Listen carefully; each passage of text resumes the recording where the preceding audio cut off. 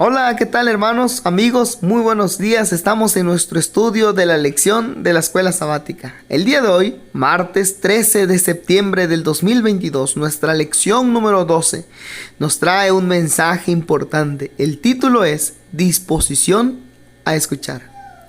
Muchas ocasiones hemos cometido errores, hemos fallado, quizás no hemos escuchado los consejos y el resultado es que nos arrepentimos de algunos actos.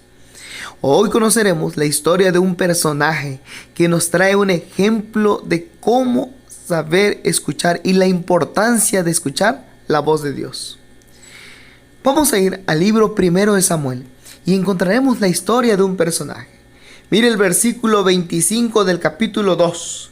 Dice de la siguiente manera: si pecare el hombre contra el hombre, los jueces le juzgarán. Mas si alguno pecare contra Jehová, ¿quién rogará por él?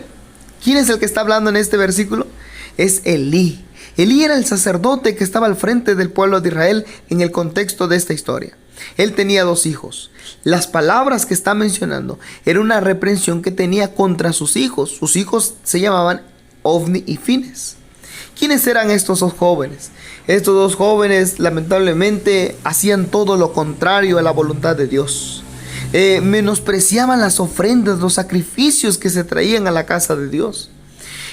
Dormían con las mujeres que estaban velando a la puerta del tabernáculo de reunión. Hacían todo lo contrario. Como resultado, ellos ya no sabían escuchar la voz de Dios.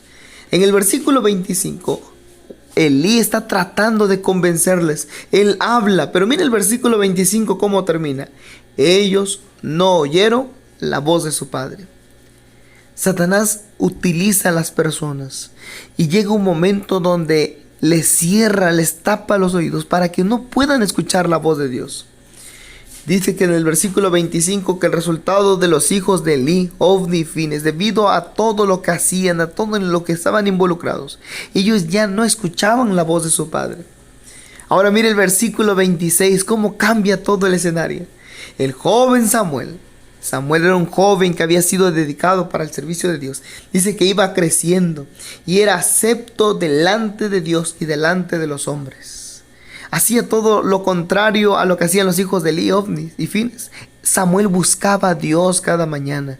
Samuel buscaba a Dios a través de la obediencia. Como resultado de eso, en el capítulo 3, encontramos que en el versículo 4, Jehová llama a Samuel. Al primer llamado, Samuel responde.